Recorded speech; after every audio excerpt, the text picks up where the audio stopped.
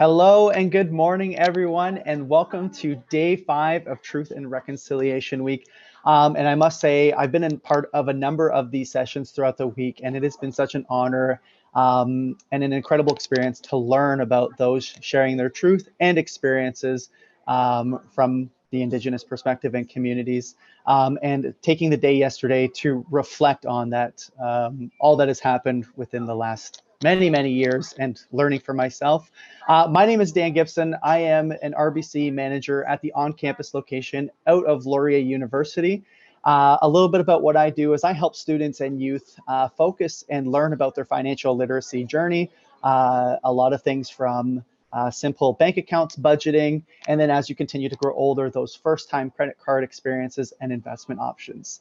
I'm very excited and have the pleasure of introducing to you to two guest speakers. And today we have the AFN Youth Council, which represents the First Nations youth across the country and advocates for issues that impact them on a daily basis. So today we have Rosalie Labilia of El River Bar First Nation and Winterdon Lipscombe, who is also a proud member of the Weshusk Onegum Nation in Treaty 3 territory. We're pleased to welcome you both to the session, Youth Advocacy and Empowerment. Over to the both of you. Thank you very much, Dan, for that introduction. Hello, everyone. Interject Josie Wabeg, Mr. Bidejek, Hot no Gilliganai, Donum now Gilnik, Delisi Rosie Laboa, Gespegawagi, Delewi, Wiki Okfi Ganchek, Valado Gandelbe Dayo. Hello, everyone. My name is Rosie Laboa. I come from the Otter clan, and I introduced my spirit name that carries me and where I get my strength from. And I'm here. I'm calling in from Mi'kmaq territory out on the East Coast. And I'm very excited to be here. And I just want to thank everybody for taking the time, to joining this week with my colleague and I. And, hope everybody had a good week of learning from all the many beautiful people that we have, that had joined the National Center for Truth and Reconciliation's Education Week. So at this time, I would love to pass it over to my colleague, Winter, if she would like to introduce herself. Bonjour. Thank you, Rosalie, for starting us off. Bonjour, Babuan Nakas, Bawing Giguanishna Baywinwin, my Gandotam, Wishishkanikam and Dinjaba. Hello, my name is Winterdon Lipscombe. I'm from Wishishkanikam Nation in Treaty 3 territory, which is in northwestern Ontario. I'm a member of the Wolf Clan, and I'm joining you today from Treaty 1 territory as I'm starting my master's currently. So I'm going to pass it back over to Rosalie, who's going to give us some information about the work of the AFN National Youth Council. Yes, thank you. And I find I always forget a little bit of my introduction. I get too excited, but so I think just to give a little bit more context of where we're coming from.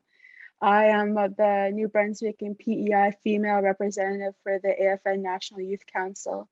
And I've currently, this is my third elected term as co-chair for our council, and that's been a blessing in itself. And so this is where Winter and I are coming from. Winter's a part of our executive, and we had some of the best news this past summer.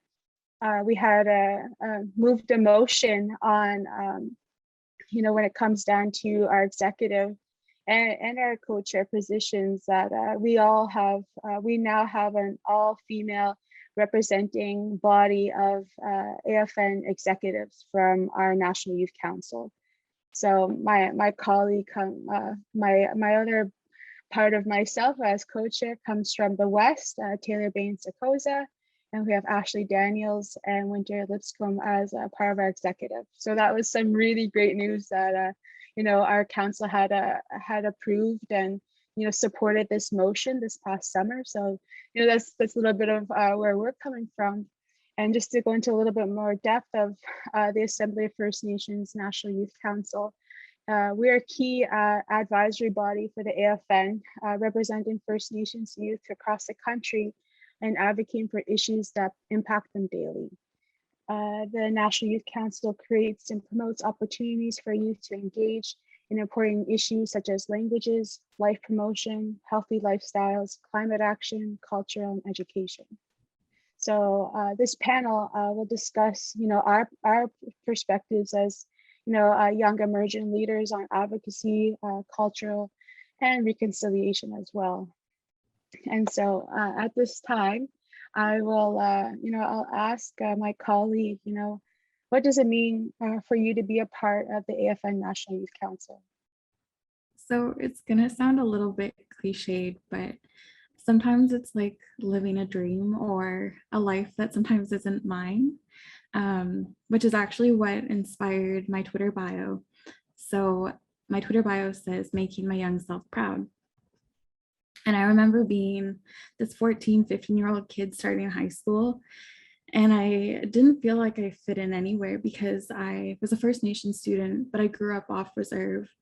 And I'm fair as well. So I sometimes felt like I wasn't Native or First Nation enough to be able to fit in with my First Nation peers. But I wasn't also, white. And so I didn't really fit in that world either. And so I really struggled with my identity and who I was as an Anishinaabe. And it wasn't until I went to university and I started to get in touch with language and culture again that I really started to understand my identity, where I came from, and what was important to me. When I was about 16, I had the opportunity to meet with the former Treaty 3 Youth Executive Council, and they had the opportunity to meet with Kathleen Wynne, who was, I think, the Minister for Education at the time, before she was Premier. And we were talking about education and barriers for youth that lived in northern and more rural and remote communities. And I remember being in awe of these older youth that were such strong advocates, and they had so much to say, and they had this opportunity to talk to leadership about the issues that they were experiencing. And I'm thankful for her time because she spent, 2 to 3 hours with the youth, listening to them and thinking about all the ways that we could create better policy. And that I wanted to be that one day. I wanted to be able to share my experiences with leadership and be a role model for the youth. I just wasn't sure how that was going to be. And so we fast forward about 10 years actually. And now I'm actually sitting on the AFN Youth Executive. And sometimes that's a surreal experience because I went from having the sense of loss and confusion and figuring myself out to being somebody who is a leader or a role model. That's still a weird term to me, but somebody who has that experience now and who is more confident and able to stand up and advocate for things. So yeah, that's what it means for me. Still an ongoing surreal experience, and I appreciate the opportunity to keep on learning. So I'm going to pass it back over to you, Rose, and get your perspectives. You've been doing this for a little bit longer than I have, so really love to hear what you have to say. Thank you. I know sometimes I feel like a veteran being here. So back in the day, I actually been on council as our regional representative since 2017. I started out as an alternate, and when our rep, unfortunately, she had to take some time away, and so I filled her seat immediately. And this kind of, it goes back, like I just didn't find the position and just start going. I really had to do the work to look for it. And I'm really fortunate that my dad was on council.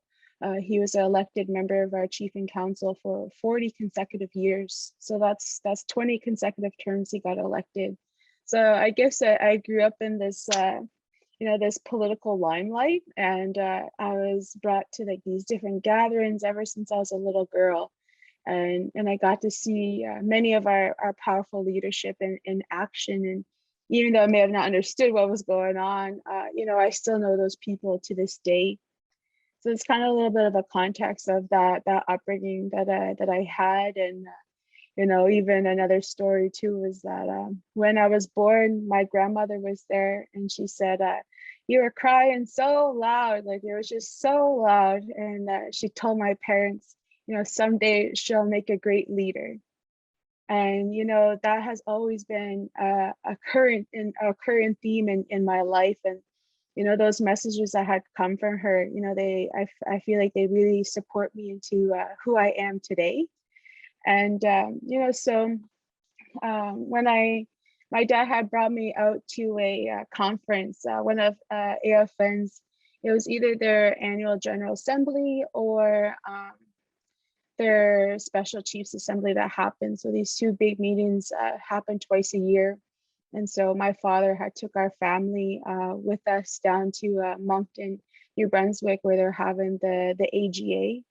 And, so I got to see all these chiefs. And, I look back at it, and at that time, I had also met Elder Elmer Cushane from Saginaw, Manitoba, as he was the chair of the Elders Council at the time. And so I have a picture of 14-year-old me, with him and Billy Two Rivers. He was a Mohawk man. And, so I see like these little things had come together throughout my time. And I had gone to, I believe at this time, they're having an AGA in Niagara Falls, and they're hosting a youth conference that gets put on. It's either every year, every 2 years from the National Youth Council that is adjacent to the AGA. It's usually the day before. So, and I got to meet these young people, these phenomenal young people from across the country. And I told myself, I want to be there. And then for myself, I had to question, how do we get there? So I started asking more questions around, because each from our council, each region has a specific appointee or appointing or electoral process for the young people to get on council. So I started asking within our region, how do we get more involved? How can I help? And finally, when that time had come, I found that we have a regional Atlantic Youth Council, and those encompasses of all of our districts in our territory, that we have a representative that comes from each of those districts. And so that's how we get elected onto our regional body, which then goes to the national. So those are kind of the steps that I had to take to get to where I am. And so I've been with AFN since then. And I have to say, it's been the most beautiful journey. The opportunities that have come my way, I don't think I would have ever gotten them if I wasn't with the Youth Council, and to be supported, by our body of young people, and as well, like by our leadership that is there. It's been a journey in itself, and a rebuilding one that we had to take place between our youth council and the executives and the elders councils. And it's all about, having those good relations with one another, being able to respect each other, and coming from our own respective regions as well too. And I think the most thing that excites me the most is the friendships that had come out of, being a part of this council. Some of us come and go, but those friendships, they're long lasting, and I could see them, going and carrying on into the future. And sometimes we joke around about seeing each other at these tables, but in different stages of our life again. So that's kind of been my journey here. And I always try to continue to advocate for our young people, and I tell them, just don't listen to me. Like, as a co-chair, I was like, it's not about me. It's about making space for the rest of these council. Listen to your young people that come from your area. They're the representations of your nations, and you have to engage them, involve them. Let them be a part of this. Like, not only do we want a seat at the table, but we need to be heard and seen at the same time. So it's kind of been my little journey, and so I'll pass that back to you, Winter. The part that sticks out with me and really resonates is the how do I get there? Because same thing, when I was sitting at that table, I wondered, how do I get to be one of those youth one day? what will I have to offer in these same spaces? And, when you want something, you find a way, and you never really know how it's going to happen or how it's going to manifest, because before, it's kind of like how the process out east works. We have our regional youth councils, and then we are appointed to the regional level, which is the Ontario First Nation Peoples Council. And from there, we're appointed to the AFN. And, there was no clear path on how I got there, but it happens. It happens when you want it to. So my question to Rose is, how does culture intersect with your advocacy? Yeah, I think I really love that question because my upbringing, I was brought to ceremonies and different elders gatherings, and that was the way that I was raised. I have a very strong culturally foundation, and very secure in that part of my identity. And I struggled going through university. It wasn't something that came very easy to me. I'm currently a student right now in it's a Bachelor of Arts and Community Studies program with Cape Breton University. And it's always been a struggle. I've always had a strong resistance in some way. So I'm working on my formal education, but when it had come to being a part of, AFN, and, it almost felt like that, they call it like an imposter syndrome.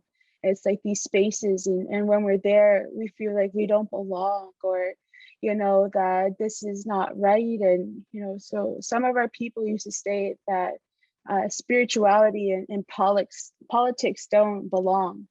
But I argue that is so wrong. I believe our ancestors and those who we have descended from, that our true leadership had ultimately come from our lodges. We're a very spiritual people, and that's where we got all of our guidance and that direction. It had come from the spirit. And so on my journey, and when it comes down to advocacy, my dad always taught me, to speak from your heart. You don't have to think with this all the time. Really speak where everything comes from. And at times, I like to joke around and say I'm like the crying counselor, because I get so emotional, because I love our people so much, and I see that hurt that our communities carry, and I want the best for our people. We deserve the best. We all, after all we've been through, we deserve to live a good life, and be proud of who we are.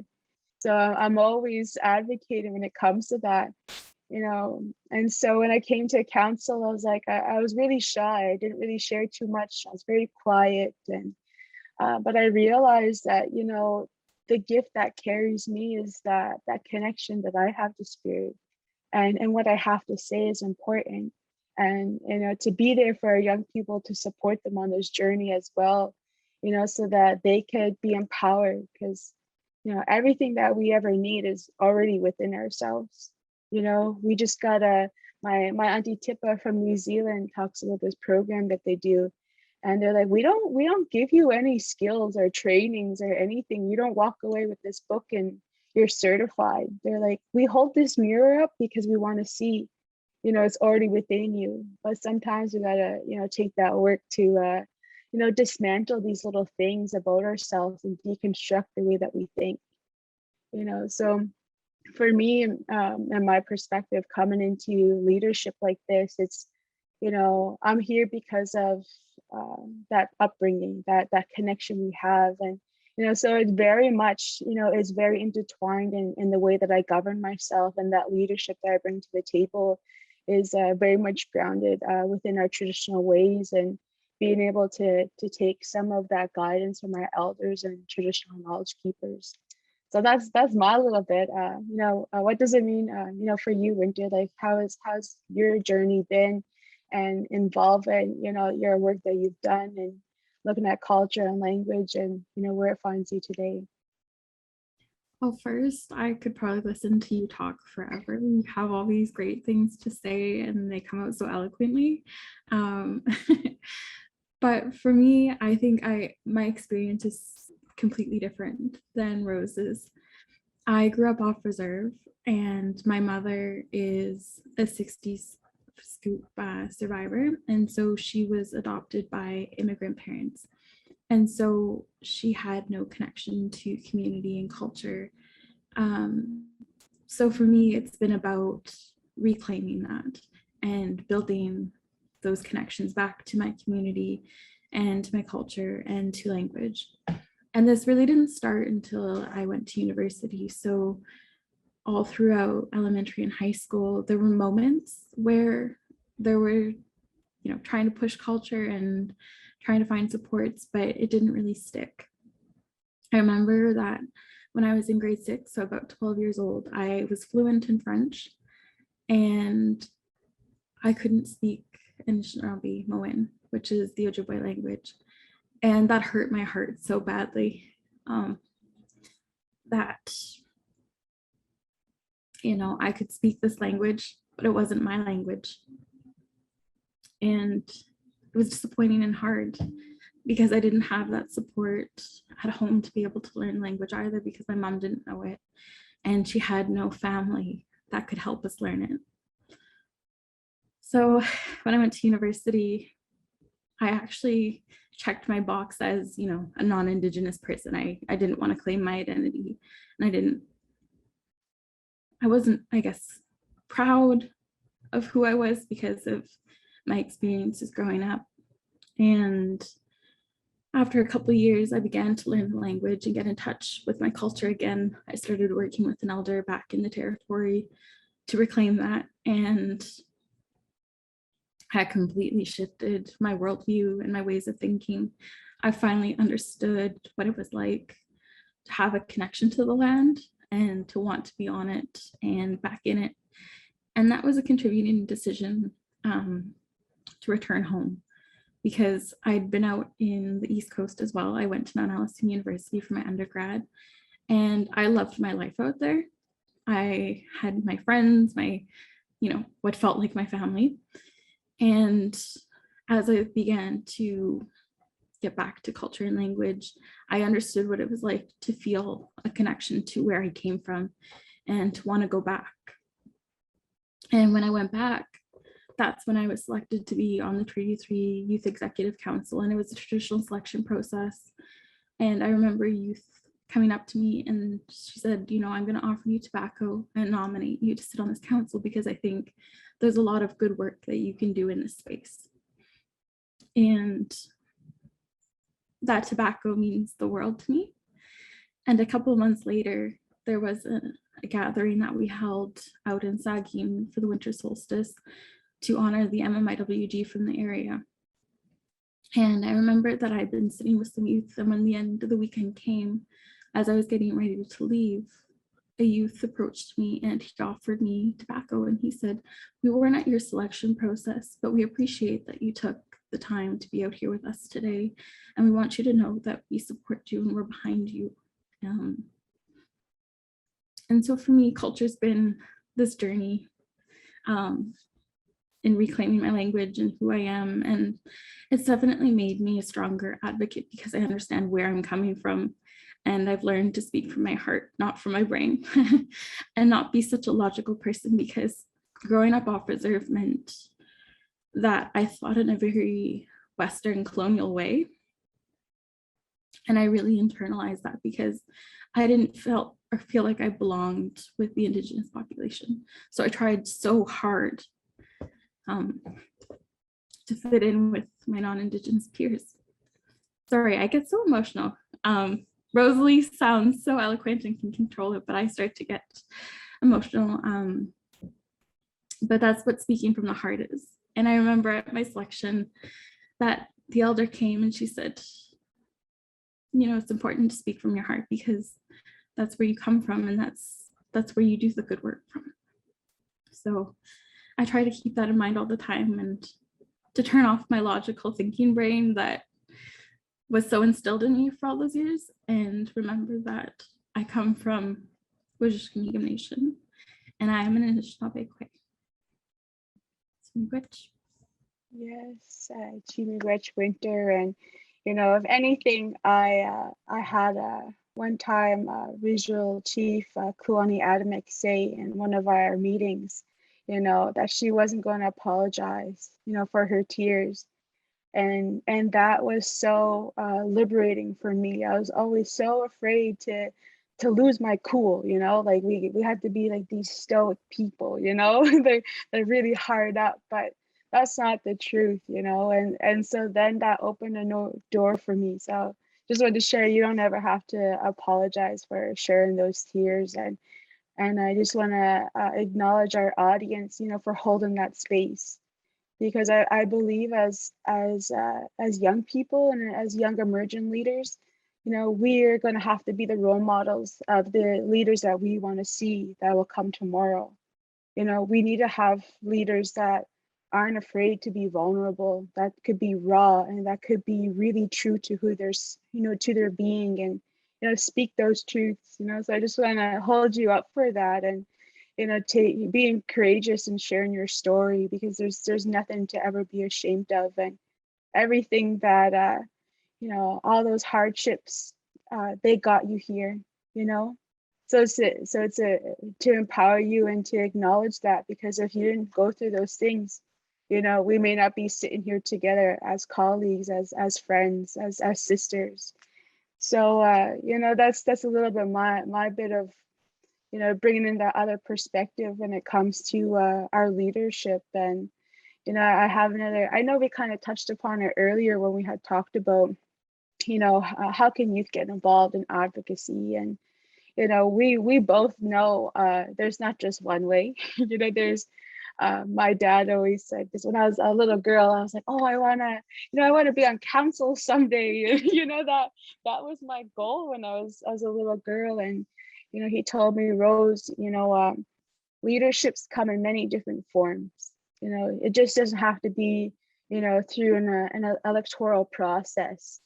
And so at 18, that really shifted the way that I thought. And it's about understanding for myself, where those gifts come from, or what's your roles in our society. And I just want to get some of your input on how can youth get involved, and it just doesn't have to be through a political way, but how can we kind of like embrace or discover more of our gifts and where we belong in our communities. And yes, I'd love to hear your thoughts on that. I love the part about leadership doesn't come from an election or an electoral process, because it really doesn't. And I think about my mom in that sense, because she works at Grand Council Treaty 3, which is our region's PTO, and she's the executive director now. But that doesn't mean she's any more or less of a leader than when she was a policy analyst in the various departments, because she was a leader in those fields as well. And I think that advocacy isn't always being loud and outspoken and vocal and at a protest. Sometimes it's in the small actions that you do too. Sometimes getting involved in advocacy is speaking up. It's the quiet things too. It's the policy change. And for myself, I've never been a really outspoken person. And so for me, advocacy has always been a really personal journey. And one of the ways that I got involved in advocacy was through policy and research work. I have a skill set because of my Western kind of ways of thinking in some ways, and my formal education with Mount Allison University that taught me how to be a really good policy and research analyst. And from that, I wanted to be able to give back to my community by using that degree to support better policies for First Nations, Inuit, Métis, for all of the Indigenous populations across Turtle Island. And in my role, I now work as a fiscal analyst, and I'm able to use the skill sets that I have to advocate for better policies. And it's not always, overnight, and it's always not always yes or no, we're incorporating your thoughts, but at least I'm able to offer my perspectives and my thoughts in those spaces and give context to what people actually experience on the ground to my non-Indigenous colleagues, and that we're able to make better policy or at least make stronger changes. And so advocacy takes on many forms. And one thing that I really appreciated was, like, over the summer, the Canadian Roots Exchange was holding workshops, and they were talking about the different ways that you could approach advocacy. And I had the opportunity to speak on a panel called Policy as Advocacy, and how being involved in policy and research work is able to contribute to advocacy efforts. Sometimes, because I work for the government of Canada, it feels like I was a traitor to my community because there's these negative connotations that come with working for a department like Crown Indigenous Relations or Indigenous Services Canada. But the reality is that we need Indigenous people in those spaces who are able to give context to what people really experience, and to remind people that the policies we make aren't in a vacuum, that they have real life consequences, and they're only as effective as the knowledges, experiences, and perspectives that are making them. And so you need to have that lived experience to balance out all of the technical and, single-minded way of thinking that sometimes exists.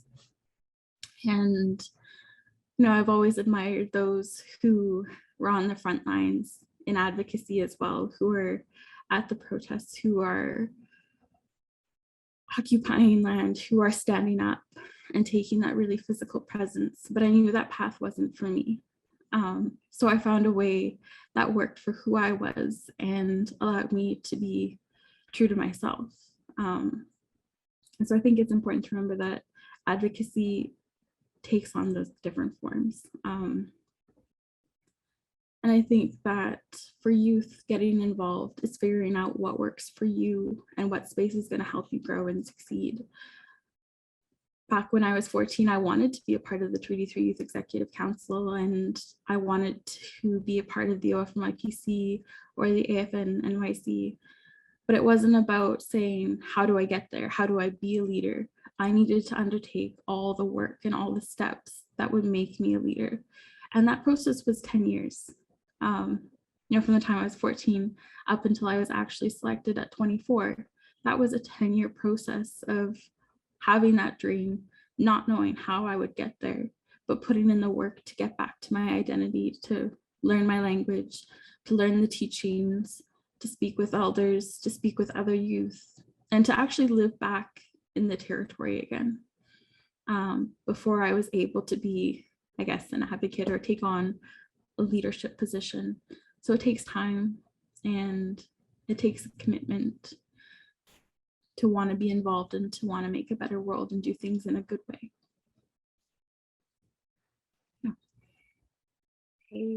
I love that. That is it. I find for myself, I'm not much of a book reader, or when it comes down to learning through some of these conventional ways, I really struggle with that. And so you won't catch me writing speeches or drafting up policies or reading books this big, but that's okay. I don't need to do everything and everything. There's when I spoke before, talking about how we all have our own respective jobs and roles and responsibilities that we play within our respective societies. And so I'm happy to meet people like Winter, because I need those type of people. I could be out there and talking and chatting up with a lot of people, but I need the brains of other young people like Winter and some of our colleagues on the council to really inform me and teach me these things that sometimes I may not have the patience or the willingness to take that time to read, but I have.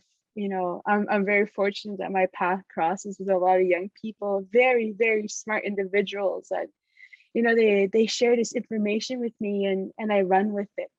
I take it to those people that need to hear it, and I amplify their voices in a way, that's so that they could be heard. And, that's a part of being a leader. We do amplify and and raise up our individual our Indigenous youth voices at this national level. But another responsibility for me is to make those spaces. As I said before, it's not about me. It's about how can we get more of our young people involved, not just on a national. How do we inspire and empower other young people from across the country to pick up their bundles in a way, or to go and do the work too. Because I like this quote that I hear from a lot of our Ontario reps. They say, nothing about us without us. And when I heard that quote, I was just like, my mind was blown. I was like, wow, like, just that understanding of where that comes from, and that power that word, that sentence holds. And, so it's not just going to be your region's representatives. It's, we're there, as those reps, because we have that duty and responsibility to our young people, in our nations, in our communities, and and in the urban cities as well too. That's a big demographic of our Indigenous young people are those who are in the cities too. So it's like, how can we all respectively share those struggles or those successes in this way? And so it's not just going to be us all the time. We need our young people to step up into those roles. And a part of our job is identifying what do you need to get there. Is it other educational components? What type of skills? Do you need some skills on public speaking? Or like I like what Winter had mentioned too with the Canadian Roots Exchange. And there's many Indigenous and other organizations who provide these types of trainings for youth, because it's so needed. That's a question that I always ask myself, is what do I need to get there? Do I need more experience in boardrooms, or do I need more experience understanding some of these systems, so that I could accurately represent our people and have that knowledge to make an informed decision? What do I need to get myself there? So it's a little bit of just that context that we're both coming from different areas, but we're both doing the same work. And that's okay, because we have to identify everybody's gifts and what they could bring to the table, and to really help nurture that. It's so important.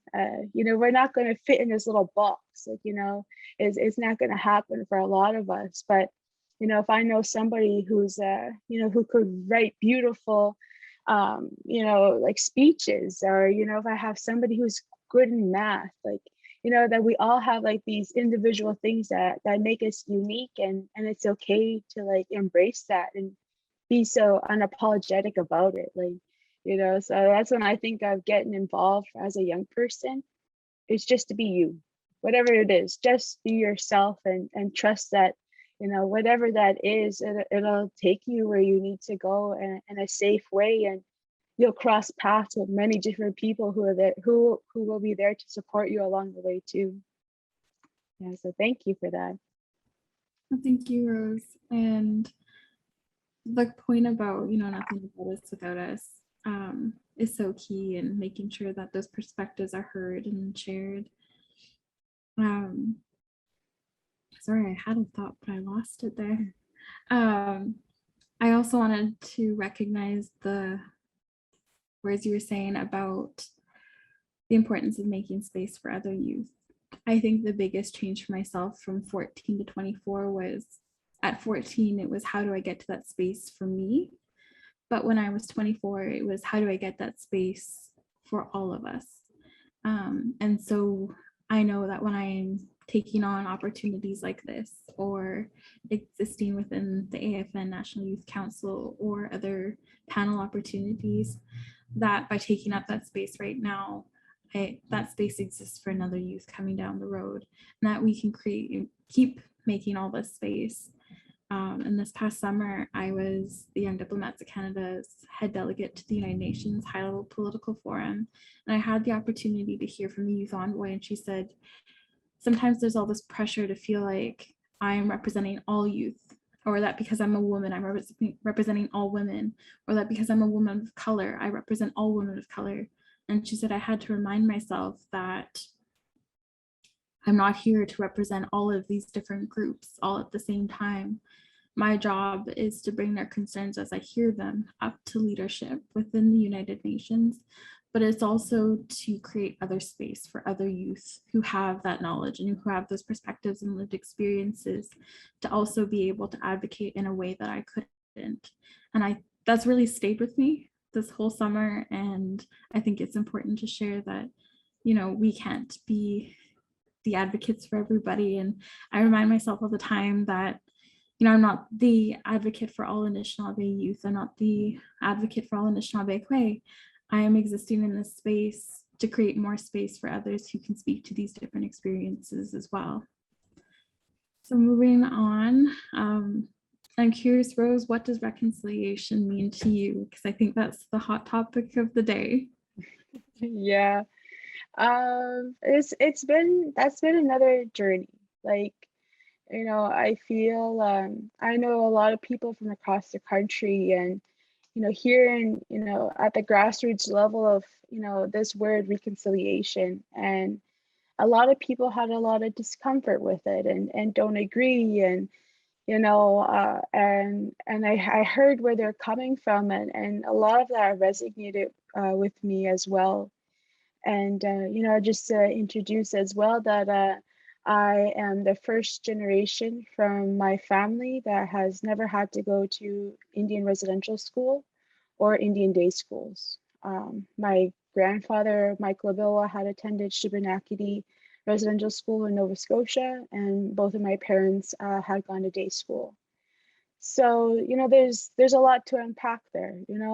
I at firsthand I witnessed some of this intergenerational trauma that's well and alive within my own family, within myself, and that takes a lot to recognize. And so, but it's been my journey, and I was actually at the closing event for the last TRC, the gathering that they had, and I think at the time I must have been, I want to say 17 or 18, and my parents took me out of school, and they're like, we're going to go to this event. It's important that you be there, to take part and to witness this very historical thing, and to bear witness to everything that what was all coming together. So it's a little bit of that background, and some of that anger, what I see in my family, for myself, because of that school, we don't have language speakers in my family, that stopped at my gram, and some of my aunties have been doing the work to reclaim that, and but it's different not having that fluency, and as I see within my mom, which is I'm very grateful for, that she and her family still have held on to that. But when it comes down to that word reconciliation, I was really resistant. I was just like, I don't agree, until this past July. I was at the Turtle Lodge in Sagi, Manitoba, and we had one of the TRC commissioners, Marie Wilson, there, and with her husband Stephen Cackfee. And this gathering that was held, it was the national gathering for elders and knowledge keepers and their youth helpers on, regarding the children. As we all heard this past summer, there was many uncoverings across the country at various residential school sites. And, so our elders and knowledge keepers were called upon to look for some direction, and some guidance on how we may help our communities. And so Marie Wilson was there as a helper in a way, and sharing some of her journey and what that was like. And she finally told us that it was the elders that she had worked with that had chosen this word, and that meant the world to me. As a helper in ceremony, you listen to those elders, right? You take their direction and you do what you are told. So when I first learned that this word had come from them, my perspective changed. As survivors of these very, tragic things that had happened, been imposed upon our people, they were able to come to that point in their life and their healing and their journey that, this is the word that they had chosen. So just that word in itself, that's the translation it is for me. I do want to recognize that our people have nothing to reconcile. It's our relatives who, need to follow up on that. They're part of their agreement. They're part of those treaties. We're all treaty people, right? It's not just Indigenous people who are treaty people, but we signed those treaties with our relatives, our non-Indigenous relatives, the settlers who have come upon our shores, so that makes them treaty people as well. And I think some people fail to recognize it at times, but there's a lot of education that needs to take place. And I think one thing that I'm seeing now for myself is there's so many resources that are out there. We no longer have to share those hurts of ourselves and exploit our family's traumas, or because there's many resources out there. Just like as Winter and I did the work to get where we are today, our relatives have to do the work, to come to that understanding. And maybe sometimes it does happen through ceremonies. We need to share these things so that our relatives can understand why we love the land so much, why we love our language and our songs and our ceremonial practices. Because all that we ever do is because of that love that we have for our people and where we come from. So there's these little things that, I hope for all of us that are listening today, if you could take something away, is just know that we all have a responsibility and what reconciliation will look like, and it may look different for me than you, and that's okay. And I just know that we're all in this together as well. And if our people are to come together, we got to learn how to work together, to be together, raise each other up and recognize these roles that we play, and seeing how, we could then start, rebuilding our nations and these relationships in a good way.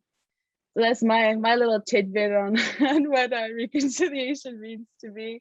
What about for yourself, Winter?